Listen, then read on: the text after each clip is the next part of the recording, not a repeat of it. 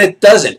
And this misappropriation of certain factors of life into other factors of life, and most obviously in criticism, comes up. To look at. I mean, I think you could take some Grimm's fairy tale or whichever tale you just mentioned and apply a Freudian analysis, perhaps.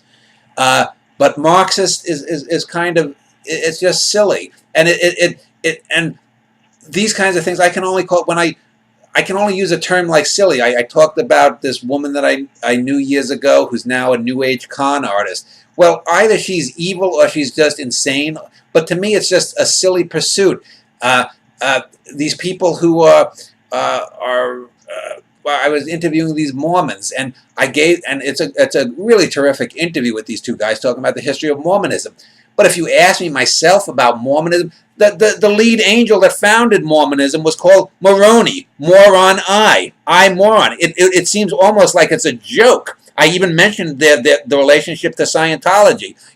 I can't take it seriously, but I'm not going to laugh at these guys who are themselves Mormons and took the time to tell me about the history and the beliefs and whatnot. And like I said, it's a terrifically informing view. I challenge, find another hour and a half or so, 100 minutes or so about Mormonism that's more open-minded and interesting. But that doesn't mean that I'm going to become a Mormon.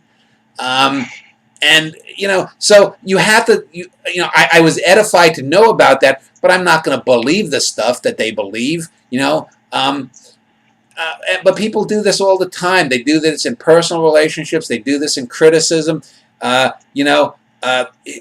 200 years, if let's say there's a political theorist that grows up on Mars colony, Stella Brockman, and she's the former governor of Mars, and she writes down her manifesto, and it's some crazy shit like the Brown Book of the Mule. Well, Brockmanism, or whatever we'll call it, Brockmanites, are you going to be able to then backwards apply a Brockmanistic criticism to the works of Dan Schneider?